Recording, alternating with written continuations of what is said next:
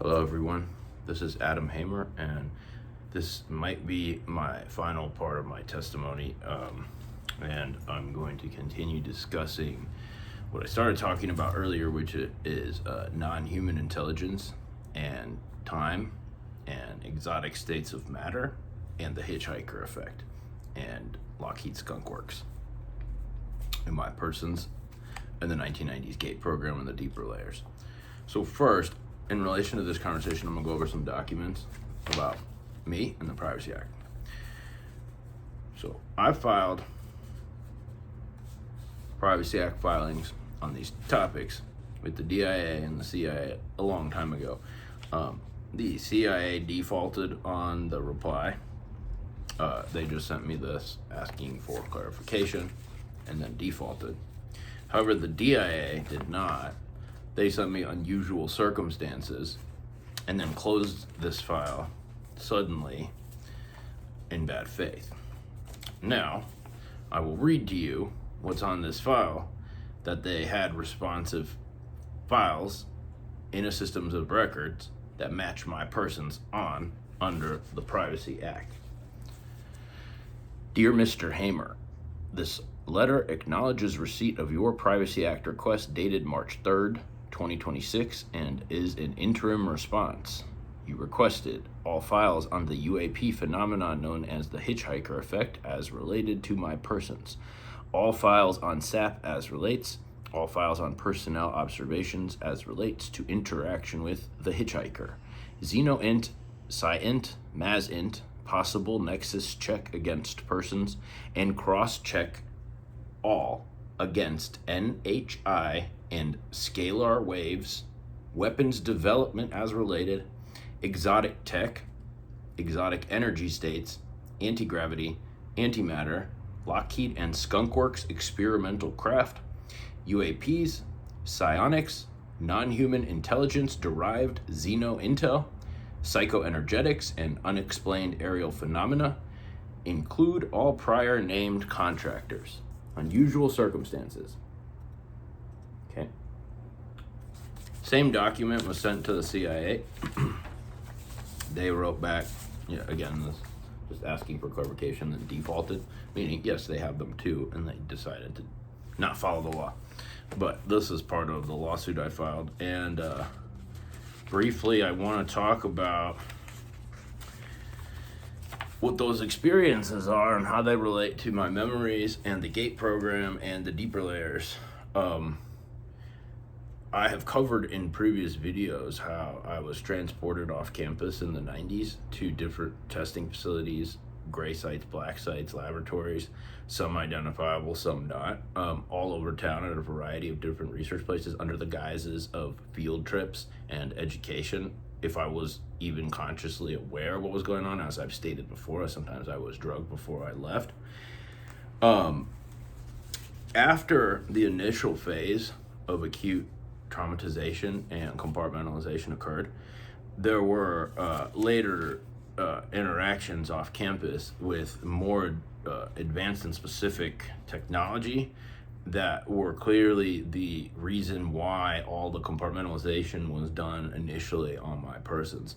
The compartmentalization was done to fragment my personality, as stated before, for the benefit of the military intel apparatus, so that they could program my own internal system to their own end. As I have demonstrated, they have researched and they were working on for a very long time, contrary to what their public byline is, which is that they stopped doing this long ago and they're not capable of doing this. Yes, that's an absolute lie. That is a patent lie, and they tell that lie because they do it to this day, and they don't want other countries copying them.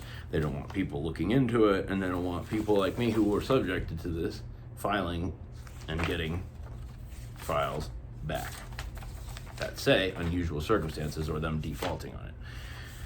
So that brings me to what happened in the later part of the program after I was programmed and had compartmented identities that could be called up on command by people in the military intel apparatus who had the corresponding keys. And as I've stated before, the system that was utilized in the research utilized a cybernetic intermediary that functions as a cybernetic egregore which is, in simple speak, and outside of specialized psychoenergetic testing systems, is essentially like a man in the middle in a cybernetic loop.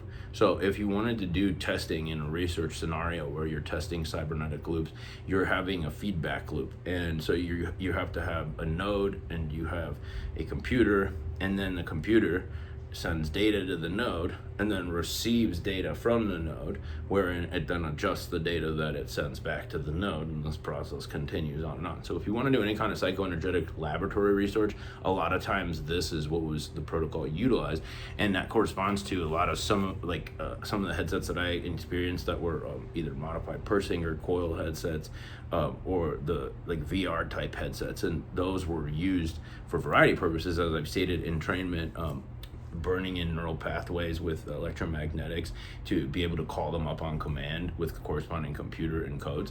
This is when the programming started transitioning into computers, is in this 90s era. So in the early era, in the 90s, when they were doing still radionics and voodootronics, everything was done analog. And so voodootronics is a formula, an esoteric formula, as I was stating, that Michael Bertiau's sex came up with, where he theorized that you could use just this bizarre form of mathematics to contact what he believed would be essentially spirits of the great cosmic void, which he called the Meon. And he likened these spirits, the ones who he actually felt were non-human, to the figures from H.P. Lovecraft's fictional stories, as did Michael Aquino. As to whether they believed this or not is a whole other thing, but the studies that I experienced in Stargate suggest that they believed it enough to run laboratory tests to try to facilitate this, and that they were successful, because that brings me to my next part, which is about why those files were withheld from me and why there's unusual circumstances as relates to Lockheed Skunkworks and myself.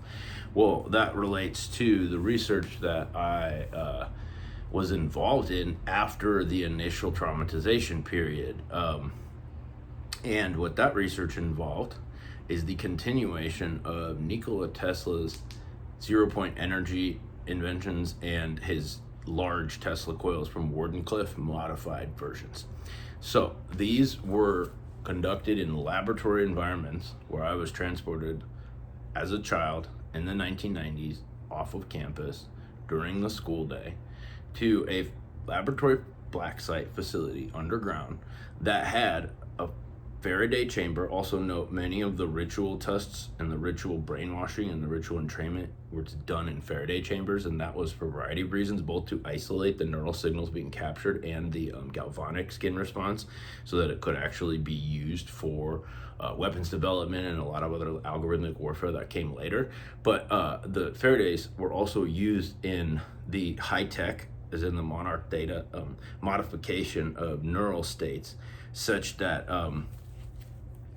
one would be able to create digital egregores, which, as I've stated before, are digital demons that can be controlled by a computer and part of a cybernetic loop. So they're not really anything real. They're constructs of essentially a computer programmer, and they live adjust to a biocybernetic feedback loop of being tested in a laboratory setting to, as I've stated before, alter or adjust parameters going into the loop. And this is a way that you can get data back from a highly anomalous test, such as one that is looking at what happens during altered states of consciousness. So for example, if you have magnetic encephalograph equipment, you have really high-tech tools to monitor, then you can use those tools to help to steer the brain waves of a person to lock them into entrainment in different brain waves. So you can lock them into a theta state, you can lock them into a gamma state, you can lock them into a fused gamma theta state. And this is how the intersection too of the study of children's brains in reaction to exotic technology could be developed into neural warfare later on, because part of that and where the step in between is the egregores, the digital possession tools, are that in neural warfare is essentially like, imagine that your brain, has a lot of neurons, and the neurons are, they're responding to your environment around you. Well, you have to understand that those neurons are electrical signals, and that they can be manipulated externally. And so our government spent a lot of money and time on developing a subset of weapons called neuroweaponry that does just that, and it can do pretty much any number of things at this point. But it evolved from the research that I discussed earlier that I was subjected to, that involved cardiac arrest induction, that included like violent out-of-body experiences forced upon someone such as myself. That is what led to the development of this. And one of the tools, because I've discussed this before, is I cited that Persinger paper that was about the pre-death spike of intuition, which was used as a basis for studying precognition by our government. I know that because I was part of the experiments on that, and I remember that, and I remember that anxiety, and I remember what it felt like to have a cardiac arrest. It was really terrifying and unfun. And then to be lied to about it afterwards is the worst part, because, well, yeah, I remember it. So, yeah, nice try, but government guys, give me my files. It's not acceptable to withhold that stuff. That's absolutely ridiculous. Anyways, I digress. So when you put like a squid, which is a super quantum conducting interference device, in between a person's brain and neural research, you can get a lot of fine-tuned data, and you can use that for the development of neural weaponry, which is why this is one of the weirder documents was withheld. Privacy Act file, DIA, about me. Unusual circumstances means system of records hit with my name on it, on third-party contractors from the government, occurred before the migration of this file potentially into a new database, which has been undertaken presumably in the time since, as these contractors are currently involved in a data migration where they're taking all the legacy data that was written on paper, our contractors, and they're putting it into a giant digitized database and conveniently miscoding and mislabeling things, because it's the perfect time to be doing that, such as my data and my neural data, which was withheld from my persons despite the fact that the programs are still ongoing according to my own filings, and they are not limited to when I was a child. So this file says all files on my persons as related to SQUID, superconducting quantum interference devices, SAIC, SAT plus Psi, wetware, Maven, Palantir, in context of the above, not in general, as in a biotech component.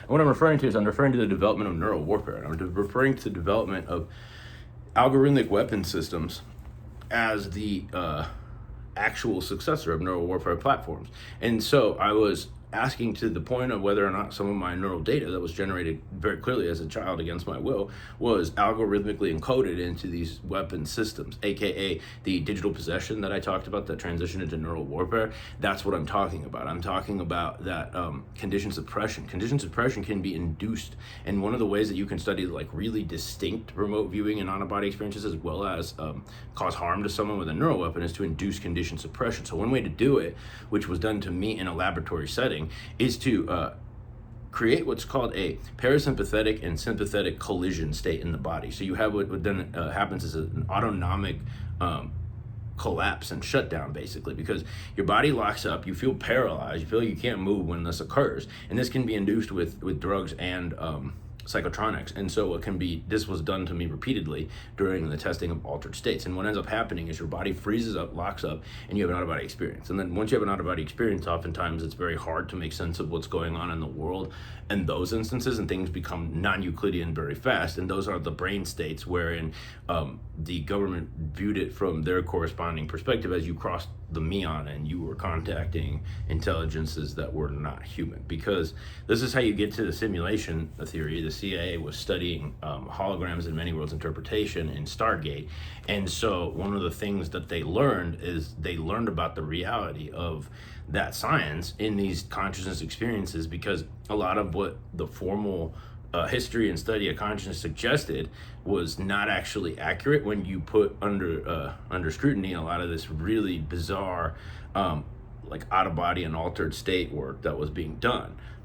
So that brings me to the time experiments. What was done to me in the lab was essentially a recreation of Tesla's initial experiment, where it was an accident where he accidentally had 2 Tesla coils on at one time, I think it was, and he was in the middle, and he almost got electrocuted to death, and his lab assistant at the last minute pulled the plug and turned him off. And when he was done with that, he came back and he said to the lab assistant, like, wow, that was, I don't know how, I don't want to put words in his mouth, but what essentially I understand that he said was that he experienced a fold in time, and an experience that was outside of time itself.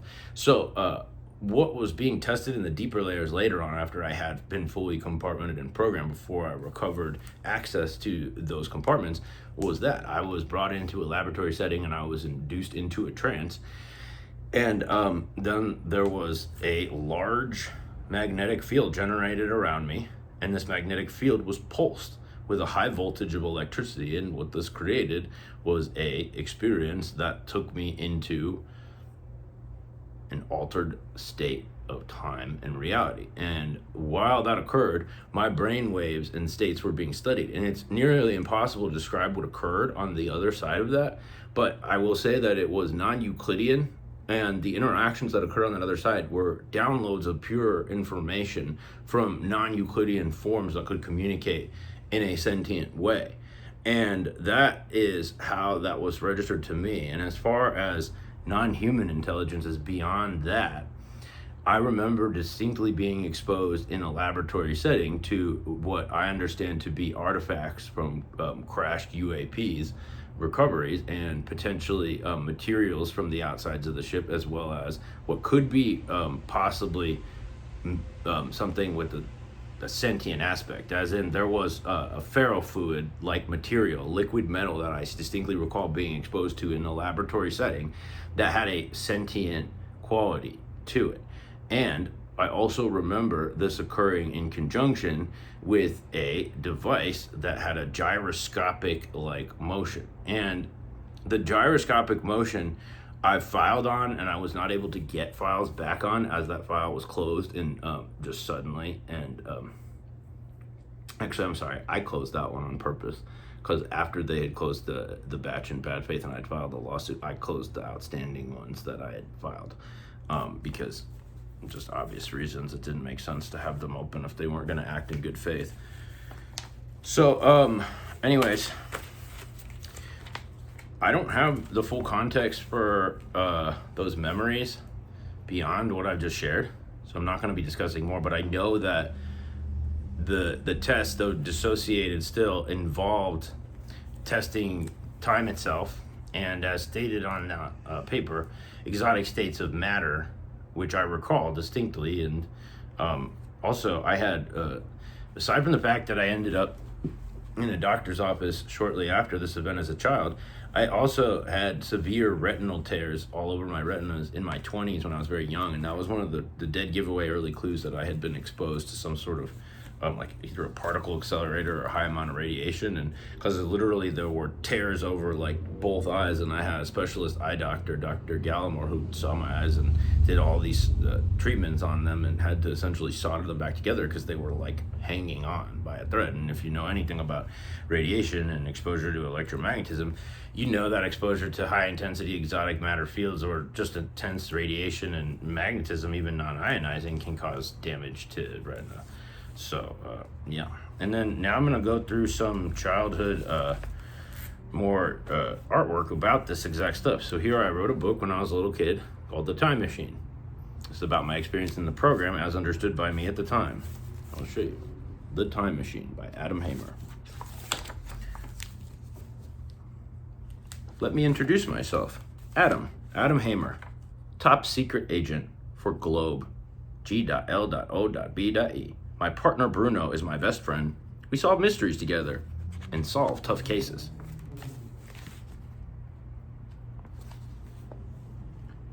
That's me in the green shirt. Bruno is running towards me.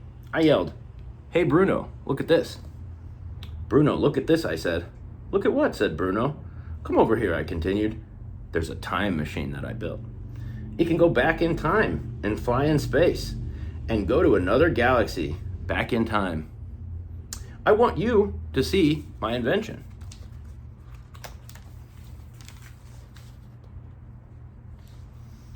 "I made this ocean with my time machine," I said. "Huh?" said Bruno. "What time machine?" said Bruno again. "Come see my time machine," I said. "Okay," said Bruno. "Cool time machine. But does it work?" said Bruno. "Yes, it works," I said. "What does this do?" said Bruno. As he went to touch a button, "Don't touch it! Oops! Ah!" as they zoomed off into space warp.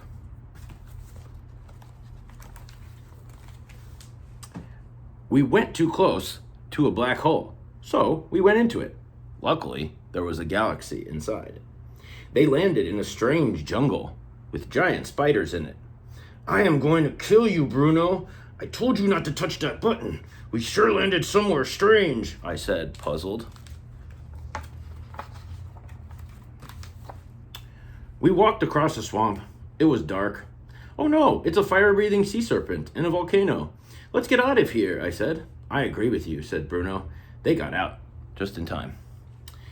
We found a weird structure. Bruno fell onto one of the walls and opened a secret door to the castle. As Bruno fell through the wall, we noticed a person at the end of the hall inside the castle. I said, "It can't be. Is that my worst enemy?" "My sister. My mom remarried. He had a daughter. Her name is Allison. She is the biggest pest in the whole world. That's why I think she is my worst enemy." My sister walked towards us and said, "Do you want to get a night suit?" "Come over here," Allison said as they walked up the steps to the door. When they walked through the door, there were 3 paths. Allison said to go straight. There, before our eyes, were night suits galore. So we each put one on. They all fit fine, except for Bruno's, because his was too big. So he put on a little one. That didn't fit either. Allison and I made magic, and he grew into the big suit. In an attempt to escape the castle, we cut a hole in the wall and ended up inside a huge cave. As we were walking, the floor of the cave got soft, so I fell through into another part of the cave. A little dwarf walked up to me and said, "What are you doing on me property?" "I fell through the floor, that's all," I said. "Wells, get back up there. What you waiting for then?" the dwarf said. "How do I get back up there if I'm down here?" I asked. "Use a sword to climb up." "Okay," I said. So I climbed up with my sword and was relieved to see my sister, even if she's my worst enemy. And Bruno, too. We used our swords to climb out of the cave.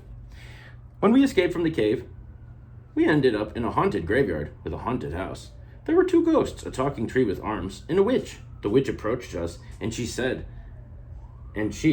told us to take a bite out of an apple. Then she said, "If you do not take a bite out of this apple, I will turn Bruno into a shrinking blob that will disappear." But we were smart enough not to trust a witch. The talking tree interrupted and said, "Don't believe her." The ghost interrupted the tree and said, "If you do not take a bite out of that apple, we will haunt you for the rest of your life." All of a sudden, my sister whipped around and stuck her sword into the witch's heart. "Way to go," exclaimed the tree. With that, the talking tree grabbed the 2 ghosts and put their spirits back into their bodies to rest in peace. We rested in peace too.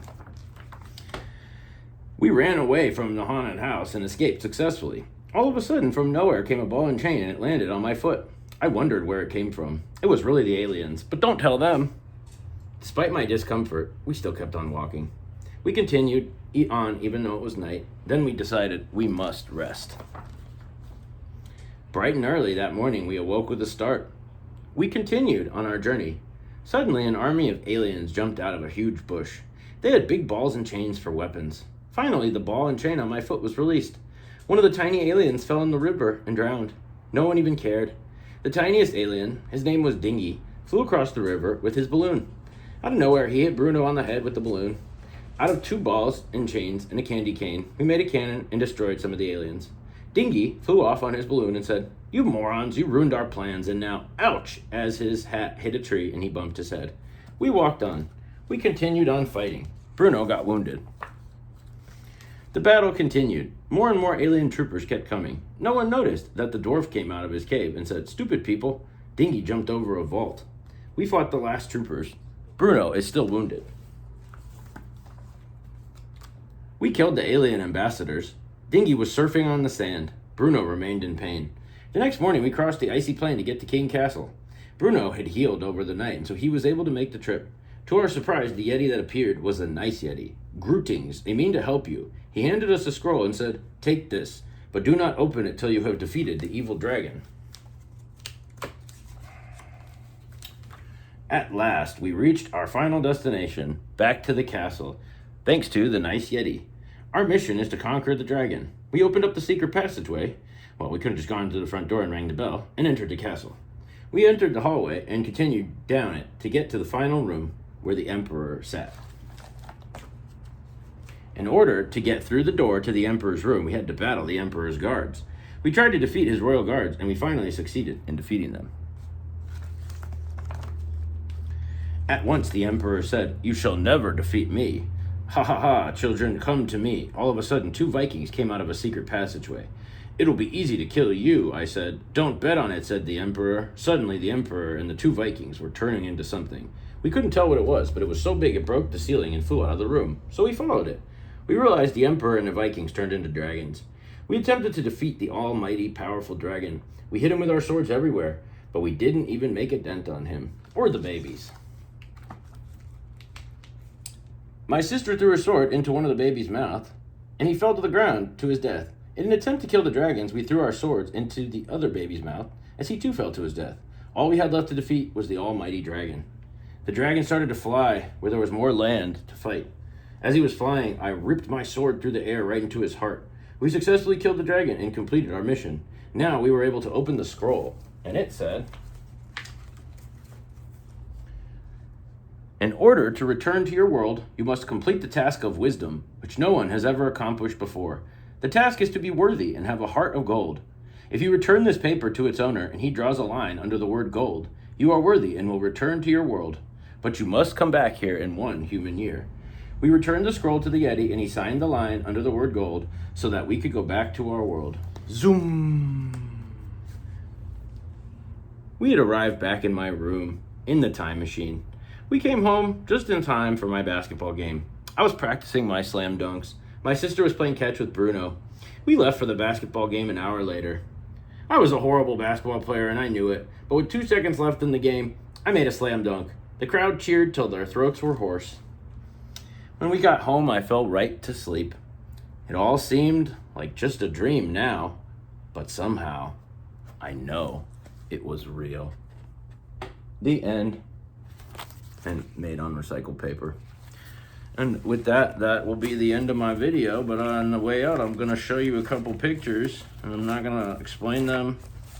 And yeah, I'm going to leave. I'm not gonna read this, but this is my journey to Andromeda, but I will read you the description of, oh, you know what? Actually, I will read you this. This is worth reading. Adam Hamer, March 6, 1997. How I went to Andromeda. It was the 21st century, February at 8 a.m., when I decided to go to Pluto because I wanted to explore the universe. So I left Earth. I'd gotten halfway there when asteroids picked me up and hurtled me in the darkness of space. I zoomed towards Andromeda and my ship crashed onto a planet called Speakrill. I heard a weird talking and it sounded like this. I saw the aliens. They were real ugly. They had 1 eye, 2 heads, 8 tentacles, 3 arms, and 4 legs. The alien's name was Elok. Elok tried to teach me how to eat with my eyes and nose, and he took me to every planet in Andromeda in the spiral galaxy. I met lots of aliens. I slept over at his house for a year. I went back home with him. My mom was so proud of me. After a few days, I started turning into an alien. I got mad at the alien because I accused the alien, but it wasn't him, he said. I believed him. Then he said, "It is the alien sorcerer." When I took medicine, I got better. But the sorcerer blew up our solar system. The only thing he didn't blow up was everybody we didn't want to die. When we arrived on Speakrill, the sorcerer was about to blow up the universe, but we blew him up. We lived on Speakrill peacefully. We went to school there. Our teacher was Mrs. Daggert. Our new student was Elok. Mrs. Daggert was the name of my old teacher. At one of the schools where I was brainwashed, played the gateway tapes, and transported off campus. Ichuta.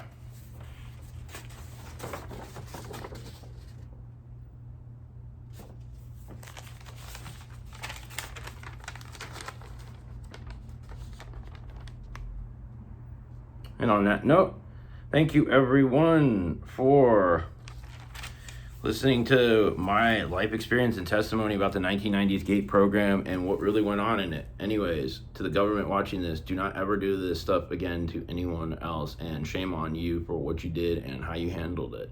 And to everyone else watching, thank you for watching and listening to my testimony. Goodbye.